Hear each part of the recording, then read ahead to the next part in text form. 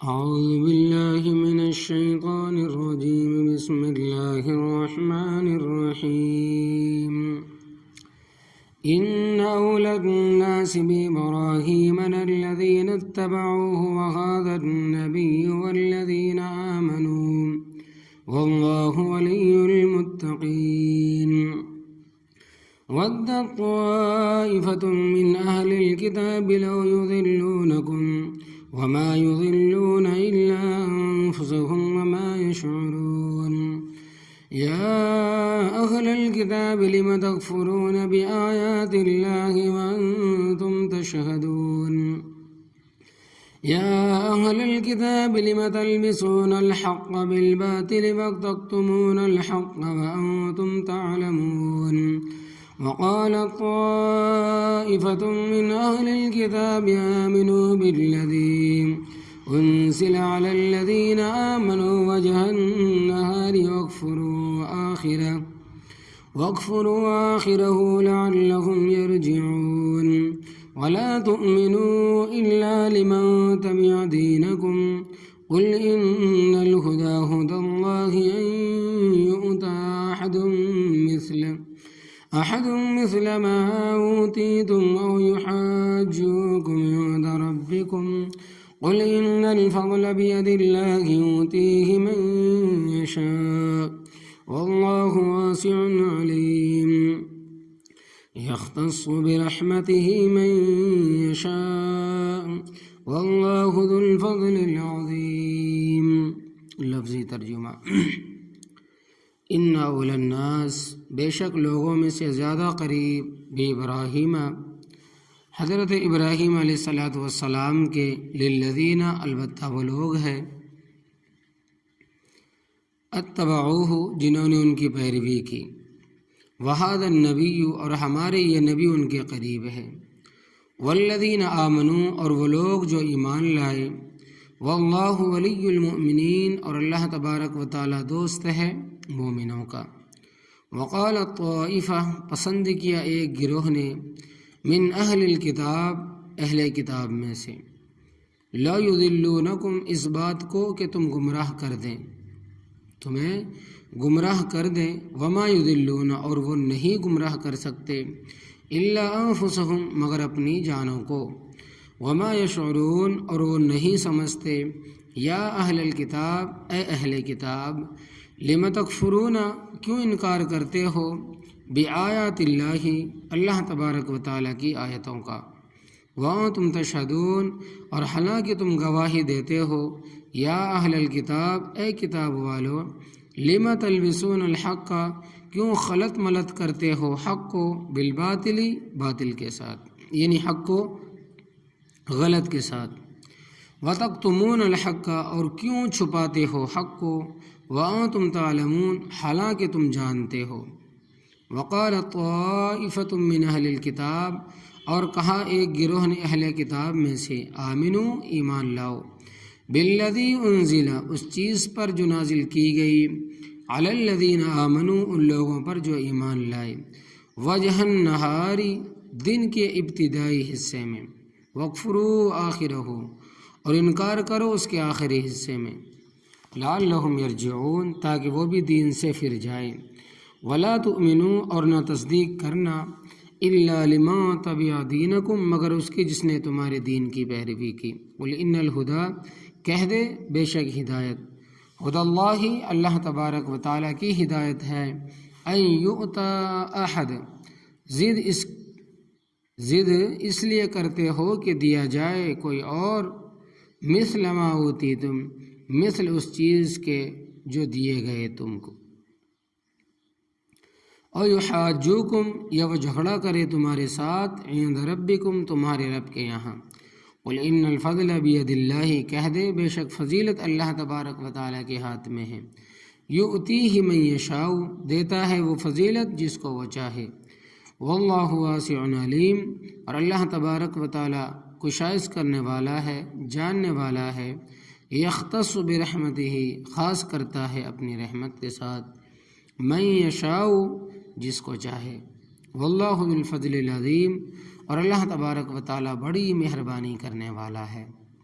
کل کے سبق میں ہم نے یہ بات پڑھی کہ یہود و نصارہ اور مشرکین میں سے ہر ایک کا دعویٰ تھا کہ جو ہمارا دین ہے، ہمارے عقائد اور نظریات ہیں، حضرت ابراہیم علیہ السلام کے بھی یہی تھے، اور ہر ایک اپنی کڑی حضرت ابراہیم علیہ السلام کے ساتھ جوڑتا تھا، اور حضرت صلی اللہ علیہ وسلم بڑی سختی کے ساتھ تردید کرتے تھے۔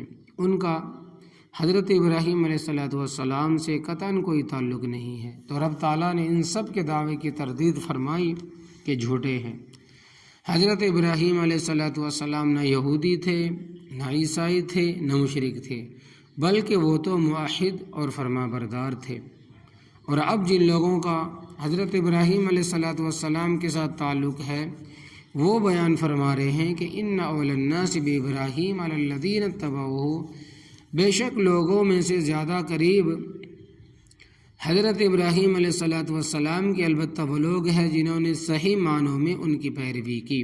وہذا النبی، اور یہ ہمارے نبی ان کے قریب ہے، ان کا ان کے ساتھ تعلق ہے۔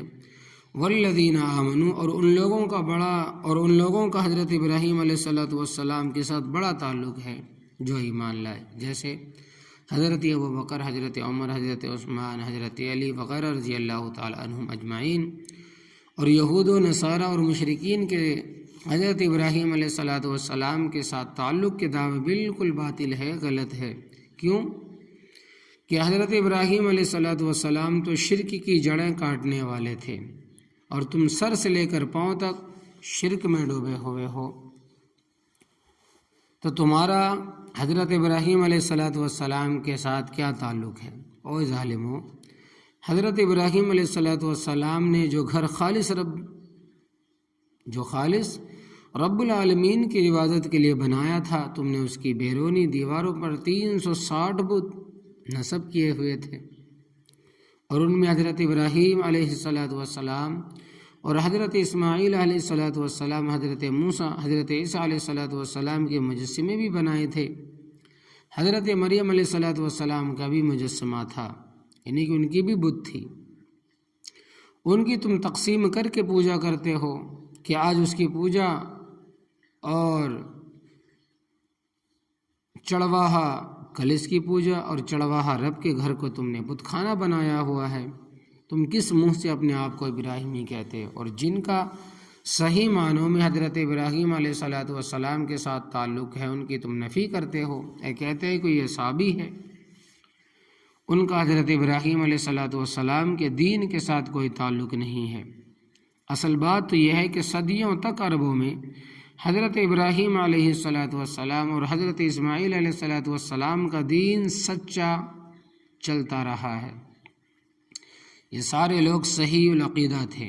پہلا بدبخت اور منحوس شخص جس نے عرب کی سرزمین میں شرک کی بنیاد رکھی، قبیلہ بنو خزاع کا عمرو ابن الحی ابن قمع تھا۔ یہ شخص حضرت صلی اللہ علیہ وسلم کی ولادت باسعادت سے تقریباً 250 سال پہلے گزرا ہے۔ اس شخص کی اخلاقی حالت کا ذکر بخاری شریف کی روایت میں آتا ہے کہ اس شخص نے اپنی لاٹھی کے ساتھ کنڈی لگائی ہوئی تھی۔ اس شخص نے اپنی لاٹھی کے ساتھ کنڈی لگائی ہوئی تھی، جس طرح مچھلیاں پکڑنے والی کنڈی ہوتی ہے۔ طواف کرتے وقت دیکھتا، جس شخص کی چادر یا کمبل اچھا ہوتا اس کنڈی کے ذریعے کھینچ لیتا۔ وہ آدمی اپنی دھیان میں طواف کرتا رہتا۔ لوگ بھی تھوڑے ہوتے تھے۔ اب تو اللہ تبارک و تعالی کی مخلوق کافی ہو گئی، اگر کسی کو پتہ چل جاتا تو کہتا معاف کرنا، یہ کنڈی ویسے ہی اڑ گئی ہے۔ تو جو بے ایمان طواف کرتے وقت لوگوں کی چادریں چراتا تھا، اتارتا تو اس پر کیا اعتبار ہو سکتا ہے؟ اول من سیئۃ الصوائب، یہی وہ پہلا شخص ہے جس نے صائبہ کی رسم ڈالی۔ صائبہ اس جانور کو کہتے ہیں جو بزرگوں کے نام پر تقرب کے طور پر چھوڑ دیا جاتا ہے۔ قرآن کریم میں بھی اس کا ذکر ہے کہ ولا صائبتیوں ولا وسیلتیوں ولا حامیوں، تو یہی وہ صائبہ ہے۔ تاکہ وہ بزرگ ان پر راضی رہیں۔ جیسے کہ ہندوستان کے اندر آپ کو ہر شہر کے اندر گوشالہ مل جائے گا کہ جو تقریباً گائے اور بیل آوارہ پھرتے نظر آئیں گے تو وہ گوشالے میں لے جا کر دے دیتے ہیں۔ تو یہ کیا کرتے تھے کہ جاہل لوگوں نے پیروں کے نام پر، کسی بڑوں کے نام پر چھوڑ دیتے ہیں، اور چھوڑے ہوئے چھوڑتے بھی ہیں، ان کو چھیڑتا مارتا کوئی نہیں کہ پیر ہمیں نقصان پہنچائے گا۔ یہاں تک اگر وہ کسی کی دکان یا ریڑھی میں منہ ڈال دے تو بڑے پیار سے ہٹاتے ہیں، کیونکہ دل میں عقیدہ ہوتا ہے کہ میں نے اس کو نقصان پہنچایا۔ جیسے کہ ہندوؤں کا عقیدہ ہے کہ اگر گائے کو ہم نے نقصان پہنچایا تو ہماری ماتا ہے، ہماری ماں ہے، تو ہمیں کچھ نقصان ہو جائے گا، تو بہت پیار سے ہٹاتے ہیں۔ جس طرح بچے کو، کیونکہ یہ پیر صاحب کی گائے ہے، تو اس کی تردید اللہ تبارک و تعالیٰ نے 7ویں پارے میں فرمائی ہے کہ ما جعل اللہ من بحیرۃ ولا صائبہ، اللہ تبارک و تعالیٰ نے کوئی بحیرہ نہیں بنایا، نہ صائبہ بنایا۔ اور اس زمانے میں موحدی بھی تھے، جیسا کہ تم سن چکے ہو کہ حضرت عمر رضی اللہ تعالیٰ عنہ کے چچا حضرت زید ابن عمر ابن نفیل یہ زمانہ جاہلیت کے موحدین میں سے تھے۔ حضرت صلی اللہ علیہ وسلم کے اظہار نبوت سے پہلے یہ فوت ہو گئے۔ اگر آپ صلی اللہ علیہ وسلم کے زمانے میں ہوتے تو ان لوگوں میں سے ہوتے جنہوں نے سب سے پہلے کلمہ پڑھا اور جو ایمان لانے والے ہیں۔ واللہ ولی المؤمنین، اور اللہ تبارک و تعالیٰ دوست ہے مومنوں کا، یعنی محبت ایمان والوں سے ہی کرتا ہے۔ آگے فرمایا یہ گمراہی میں اتنے آگے چلے گئے کہ جو لوگ راہ راست پر ہے ان کو بھی گمراہ کرنے کے در پہ ہیں۔ تو فرماتے ہیں کہ یہی شخص ہے جس نے سب سے پہلے جہالت پھیلائی، شرک پھیلایا مکے کے اندر۔ تو آگے فرماتے ہیں کہ وقال طائفۃ من اہل الکتاب لو یضلونکم، پسند کیا ایک گروہ نے اہل کتاب میں سے اس بات کو کہ تمہیں گمراہ کر دیں۔ ان میں پڑھے لکھے خبیثوں کی ایک جماعت تھی جو مسلمانوں کو گمراہ کرنے کے حیلے سوچتے رہتے تھے، اور وہ گمراہ کس طرح کرتے تھے اس کا ذکر آگے 3 آیت کریمہ میں آ رہا ہے۔ یعنی ان کا طریقہ واردات کیا تھا، وما یضلون الا انفسهم، اور وہ نہیں گمراہ کر سکتے مگر اپنی جانوں کو۔ صحابہ کرام رضی اللہ تعالیٰ عنہ اجمعین بڑے پختہ قسم کے لوگ تھے، ہماری طرح بغیر پیندے کے لوٹے نہیں تھے کہ کہیں بھی لڑک جائیں، کہیں بھی گھڑک جائے، کہ صبح کچھ، شام کو کچھ، دن کو کچھ اور رات کو کچھ، بلکہ بڑے پختہ اور مضبوط مسلمان تھے۔ یا ان کو تو گمراہ نہ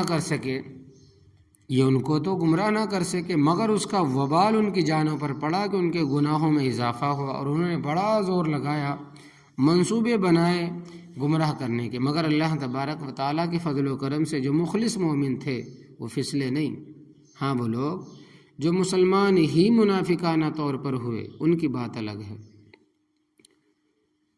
صحابہ کرام رضی اللہ تعالیٰ اجمعین نے بڑی بڑی تکلیفیں برداشت کی مگر اسلام نہیں چھوڑا۔ حافظ ابن حجر عسقلانی رحمۃ اللہ علیہ کی کتاب ہے الاصابۃ فی تمیز الصحابہ، جس میں صحابہ کرام رضی اللہ تعالیٰ عنہ اجمعین کے حالات و واقعات ہیں۔ اس میں نوعمر بچی کا ذکر کرتے ہیں، اس کا نام عرینا اور کنیت ام شریک تھی، ابھی شادی نہیں ہوئی تھی۔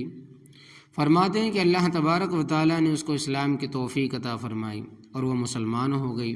گھر کے سارے افراد، ماں باپ، بہن بھائی نے مارا پیٹا کہ کلمہ چھوڑ دے، مگر اس نے یہ سب کچھ برداشت کیا، کلمہ نہیں چھوڑا۔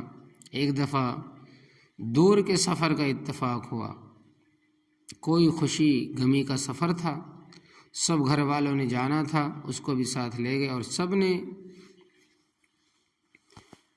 اتفاق کیا کہ اس کو پانی نہیں دینا۔ سفر میں عموماً پیاس زیادہ لگتی ہے، مجبور ہو کر کلمہ چھوڑ دے تب پانی ملے گا۔ ماں سے مانگا، باپ سے مانگا، بھائیوں سے، بہنوں سے، سب نے یہی جواب دیا۔ بالآخر وہ بے ہوش ہو کر گر پڑی۔ کہنے لگے کہ اس کے منہ میں شہد ڈالو، اس کے منہ میں شہد ڈالو، گرم ہوتا ہے، تلخی لگے گی، پانی مانگے گی اور مجبور ہو کر فی الکلمہ چھوڑ دے گی۔ مگر اس اللہ کی بندی نے کلمہ نہ چھوڑا اور پانی انہوں نے نہ دیا۔ سب انتظار میں تھے کہ اب مری تب مری، لیکن اسی آسنا میں آسمان سے پانی کا بھرا ہوا ایک ڈول رسی کے ساتھ لٹکتا ہوا اس کے سینے پر آ رکا۔ اس نے وہ پانی پیا اور جان بچی۔ سب کے ذہن صاف تھے۔ انہوں نے جب یہ عجیب کرشمہ دیکھا تو اسلام کے قائل ہو گئے اور یہ کلمہ پڑھ لیا، اور جو بہت ضدی تھے آخر دم تک ضد پر اڑے رہے۔ مرد تو درکنار، عورتوں نے بھی کلمہ نہیں چھوڑا۔ حضرت یاسر رضی اللہ تعالی عنہ کی بیوی حضرت سمیہ رضی اللہ تعالی عنہ، جو کہ حضرت عمار رضی اللہ تعالی عنہ کی والدہ ہیں، ان کے بارے میں تاریخ کی کتابوں میں بہت سارے واقعات آتے ہیں، مختلف واقعات آتے ہیں۔ ایک یہ کہ ابو جہل نے ان کا ایک پاؤں ایک اونٹ کے ساتھ باندھ دیا اور دوسرا پاؤں دوسرے اونٹ کے ساتھ باندھ دیا، اسی طرح ایک بازو ایک اونٹ کے ساتھ اور دوسرا بازو دوسرے اونٹ کے ساتھ، اور کہا کہ کلمہ چھوڑ دے ورنہ اونٹوں کو مخالف سمتوں پر دوڑا دوں گا اور تو ٹکڑے ٹکڑے ہو جائے گی۔ مگر حضرت سمیہ رضی اللہ تعالی عنہ نے کلمہ نہیں چھوڑا، اور یہ بھی آتا ہے کہ ان کے نازک مقام پر یعنی شرمگاہ پر برچھا مار کر ان کو شہید کر دیا گیا، مگر انہوں نے کلمہ نہیں چھوڑا۔ تو یہودیوں نے بھی گمراہ کرنے کے بڑے حیلے کیے، مگر صحابہ کرام رضی اللہ تعالی عنہ اجمعین کو پھسلا نہیں سکے۔ وما یشعرون، اور وہ اہل کتاب سمجھتے نہیں ہے کہ ہماری اس کی یعنی ستانے کا نتیجہ کیا نکلے گا۔ یا اہل الکتاب لم تکفرون بآیات اللہ، اے اہل کتاب کیوں انکار کرتے ہو اللہ تبارک و تعالیٰ کی آیتوں کا، وانتم تشہدون، اور حالانکہ تم گواہی دیتے ہو۔ یہودی نجی محفلوں میں ایک دوسرے کو کہتے تھے کہ یہ وہی رسول ہے جنہوں نے آنا تھا۔ الذین یجدونہ مکتوبا عندہم فی التوراۃ والانجیل، وہ پاتے ہیں کہ اس کو لکھا ہوا ہے اپنے پاس تورات میں اور انجیل میں۔ حضرت صلی اللہ علیہ وسلم کا ذکر اور علامتیں اور نشانی انجیل میں بھی اور تورات میں بھی تھی۔ آپس میں بیٹھے ہوئے کہتے تھے کہ ان الرسول حق، بے شک یہ سچا رسول ہے، اور جب باہر نکلتے تو کہتے کہ یہ وہ نہیں ہے، وہ اور ہے، اب اس کا کیا علاج ہے؟ تو فرمایا کہ اہل الکتاب لما تلبسون الحق بالباطل، اے کتاب والو کیوں خلط ملط کرتے ہو حق کو باطل کے ساتھ، وتکتمون الحق، اور کیوں چھپاتے ہو حق کو، وانتم تعلمون، اور حالانکہ تم جانتے ہو حق اور باطل کے درمیان امتزاج کر سکتے ہو۔ تمہیں معلوم ہے کہ حضرت محمد صلی اللہ علیہ وسلم اللہ تبارک و تعالیٰ کے سچے رسول ہے، مگر تم خلط ملط کرتے ہو، کوئی بات حق کی کرتے اور کوئی بات باطل کی۔ حق کو باطل کے ساتھ خلط ملط کرنا بہت بڑا گناہ ہے، اسی واسطے شریعت نے شرک کے بعد سب سے زیادہ تردید بدعت کی ہے۔ بخاری شریف کی روایت ہے کہ حضرت صلی اللہ علیہ وسلم نے فرمایا کہ من احدث فی امرنا ھذا ما لیس منہ فہو رد، جس کسی نے ہمارے اس معاملے میں کوئی نئی بات نکالی تو وہ مردود ہوگی، یعنی کسی شخص نے دین کے معاملے میں کوئی ایسی چیز نکالی جو دین میں نہیں ہے تو وہ مردود ہے۔ یہ بات میں کئی دفعہ کہہ چکا ہوں کہ 100 گناہ کبیرہ کا اتنا گناہ نہیں جتنا ایک بدعت کا ہے، اس واسطے کہ کبیرہ گناہ کرنے والا جانتا ہے کہ میں گناہ کر رہا ہوں، اور دیکھنے والا بھی سمجھتا ہے کہ یہ گناہ کر رہا ہے، تو گناہ سے دین کا نقشہ نہیں بدلتا، اور بدعت سے دین کا نقشہ بدل جاتا ہے، غیر دین بن جاتا ہے، اور کرنے والا دین سمجھ کر کرتا ہے، اور دیکھنے والا بھی یہ سمجھتا ہے کہ دین کا کام ہو رہا ہے۔ یہی وجہ ہے کہ بدعتی کو توبہ کی توفیق نصیب نہیں ہوتی۔ مجمع الزوائد میں حضرت انس رضی اللہ تعالیٰ عنہ سے روایت ہے کہ جس کے بارے میں علامہ حیثمی رحمۃ اللہ علیہ فرماتے ہیں کہ رواتہ موثقون، اس کے تمام راوی ثقہ ہے۔ حضرت صلی اللہ علیہ وسلم نے فرمایا کہ ان اللہ تعالی قد حجب التوبۃ عن کل صاحب بدعۃ، بے شک اللہ تبارک و تعالیٰ نے ہر بدعتی پر توبہ کا دروازہ بند کر دیا ہے۔ یعنی بدعتی کو توبہ کی توفیق نصیب نہیں ہوتی۔ ایک تو بدعت کی نحوست اتنی ہوتی ہے کہ بدعتی توبہ کی صلاحیت، بدعتی میں توبہ کی جو صلاحیت ہے وہ باقی نہیں رہتی۔ دوسرا یہ کہ وہ تو نیکی سمجھ کے کر رہا ہے، ثواب سمجھتا ہے، توبہ کیوں کرے؟ توبہ تو آدمی گناہ سے کرتا ہے۔ مثلا دیکھو تمہارے سامنے قرآن کریم ہے جس کا پڑھنا بھی ثواب، دیکھنا بھی ثواب، اور ہاتھ لگانا بھی ثواب، سمجھنا بھی ثواب۔ تو جب اٹھو گے کہو گے الحمدللہ، تیرا شکر ہے پروردگار، ہم نے تیری کتاب کو دیکھا، پڑھا اور سمجھا۔ یہ تو نہیں کہو گے کہ یا اللہ میری توبہ، میں نے درس سنا، کیونکہ عبادت ہے، عبادت سے توبہ نہیں ہے تو توبہ تو گناہ ہے۔ تو بدعت کو عبادت اور نیکی سمجھ کے کرتا ہے، اس واسطے اس سے توبہ کی توفیق سلب ہو جاتی ہے، کھینچ لی جاتی۔ اگلے آیت کریمہ میں ان کا طریقہ واردات بیان فرماتے ہیں، وہ کس طرح گمراہ کرتے ہیں۔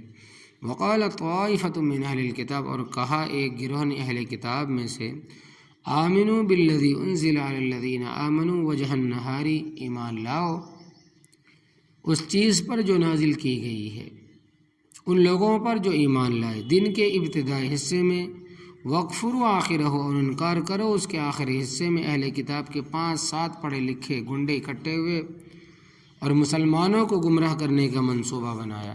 اس طرح کرو کہ صبح کے وقت جہاں مسلمانوں کا مجمع ہو وہاں جا کر کہہ دو کہ بھی ہم بھی مومن ہیں، اور جو کچھ تمہارے اوپر نازل ہوا ہے قرآن پاک، دوسرے احکامات، ہم ان پر ایمان لائے ہیں۔ مسلمان خوش ہو جائیں گے، دیکھو جی یہودی مسلمان ہو گئے۔ اور جب سورج غروب ہونے لگے تو ان کے مجمع یہ کہہ کر واپس آ جاؤ کہ ہمیں اسلام میں کوئی سچائی نظر نہیں آتی، اس واسطے ہم اپنے پہلے مذہب پر چلے گئے، لعلہم یرجعون، تاکہ وہ بھی دین سے پھر جائے۔ اس طرح مسلمان سوچیں گے کہ پڑھے لکھے لوگ تھے، اسلام قبول کر لیا، اگر ضد ہوتی تو اسلام قبول ہی نہ کرتے، پھر ایک دن بھی اسلام میں نہیں رہے، اسلام میں نہیں رہے، معلوم ہوتا ہے کہ اسلام سچا مذہب نہیں ہے۔ وہ تو شک میں پڑھ کر اسلام سے منحرف ہو جائیں گے۔ یہودیوں کا حیلہ، بہانہ اور تدبیر دیکھو، لیکن مسلمانوں پر ان کا کوئی حیلہ بھی کامیاب نہ ہوا، اور ان کو یہ بھی سمجھا کہ بھیجا گیا تھا وَلَا تُؤْمِنُوا إِلَّا لِمَن تَبِعَ دِينَكُمْ، اور نہ تصدیق کرنا مگر اس کی جس نے تمہارے دین کی پیروی کی، یعنی مومنوں کے دل سے تصدیق نہ کرنا۔ قُلْ إِنَّ الْهُدَى هُدَى اللَّهِ، اے نبی کریم صلی اللہ علیہ وسلم آپ کہہ دیں کہ بے شک ہدایت اللہ تبارک و تعالیٰ کی ہدایت ہے، وہ جس کو چاہے دے، اور تم اس واسطے ضد کرتے ہو کہ أَن يُؤْتَىٰ أَحَدٌ مِثْلَ مَا أُوتِیتُم، یہ کہ دیا جائے کوئی مثل اس چیز کے جو تم دیے گئے ہو، یعنی جس طرح تمہیں رسالت ملی ہے، تمہارے پیغمبروں پر کتاب نازل ہوئی ہے، وحی نازل ہوئی، اللہ تبارک و تعالی نے نبوت و رسالت عطا فرمائے، اس طرح ان کو کیوں ملی ہے، اب ہمیں کیوں نہیں ملی؟ اس بنیاد پر تم یہ حرکتیں کرتے ہو۔ او یحاجوکم عند ربکم، یا وہ جھگڑا کرے تمہارے ساتھ تمہارے رب کے ہاں، یعنی اگر تم نے ان کی تصدیق کر دی تو آخرت میں اللہ تبارک و تعالیٰ کی بارگاہ میں تمہارے خلاف حجت قائم کریں گے کہ اے پروردگار، ان لوگوں نے سچے دین کی تصدیق کرنے کے باوجود تیرے آخری نبی اور تیری کتاب قرآن پاک کی تسلیم نہ کیا۔ اس طرح اہل اسلام قیامت کے دن اللہ تبارک و تعالیٰ کے سامنے تم پر غالب آ جائیں گے، لہذا سلامتی اسی میں ہے کہ صرف اس کی تصدیق کی جائے جو تمہارے دین کا متبع ہے، اس کے علاوہ کسی دوسرے کی تصدیق نہ کرنا۔ قل ان الفضل بید اللہ، آپ صلی اللہ علیہ وسلم کہہ دے کہ بے شک فضیلت اللہ تبارک و تعالیٰ کے ہاتھ میں ہے، یؤتیہ من یشاء، دیتا ہے وہ فضیلت جس کو چاہے، واللہ واسع علیم، اور اللہ تبارک و تعالیٰ کو شائز کرنے والا ہے، جاننے والا ہے، یختص برحمتہ من یشاء، خاص کرتا اپنی رحمت کے ساتھ جس کو چاہتا ہے۔ اللہ تبارک و تعالیٰ کو معلوم ہے کہ جس کو نبی بنانا ہے اور اس پر وحی نازل کرنا ہے اس میں بندوں کو کوئی دخل نہیں، نہ ہی نبوت کسی چیز ہے، نہ ہی نبوت کسبی چیز ہے کہ محنت کر کے کوئی نبی بن جائے۔ حاشا وکلا، اہل اسلام کا یہ اتفاق عقیدہ ہے کہ رب چاہے جسے نبوت دے یہ اس کی مہربانی ہے، اور حضرت صلی اللہ علیہ وسلم پر نبوت ختم کر دی گئی۔ آپ صلی اللہ علیہ وسلم اللہ تبارک و تعالیٰ کے آخری پیغمبر ہیں۔ آپ صلی اللہ علیہ وسلم کے بعد کسی کو نبوت ملنے کا سوال ہی پیدا نہیں ہوتا۔ یہ قادیانوں کا باطل عقیدہ ہے کہ عبادت کرتے کرتے آدمی بلند مقام پر پہنچ جائے تو اس کو نبوت مل جاتی، جیسا کہ مرزا بشیر الدین محمود ملعون نے سیرت مہدی میں لکھا ہے، اگر کوئی شخص عبادت کرتے کرتے ایسے مقام پر پہنچ جائے جو بہت بلند ہو تو اس کو نبوت مل جاتی ہے، بلکہ حضرت محمد صلی اللہ علیہ وسلم کے درجے سے بھی بڑھ سکتا ہے۔ لا حول ولا قوت الا باللہ العلی العظیم۔ تو یاد رکھنا، نبوت کسبی چیز نہیں ہے، یہ اللہ تبارک و تعالیٰ کا عطیہ ہے۔ کوئی بھی محنت کر کے عبادت میں، ریاضت میں نبوت کے درجے کو نہیں پہنچ سکتا۔ یہ اللہ تبارک و تعالیٰ کی عطیہ ہے، جسے چاہے نبی بنائے اور جسے چاہے صحابی بنائے اور جسے چاہے اللہ تبارک و تعالیٰ ایمان سے نوازے اور جسے چاہے اللہ تبارک و تعالیٰ ہدایت ہی نہ دے۔ تو واللہ ذو الفضل العظیم، اور اللہ تبارک و تعالیٰ بڑی مہربانی کرنے والا ہے۔ اللہ تبارک و تعالیٰ سمجھ کی توفیق عطا فرمائے، عمل کی توفیق عطا فرمائے۔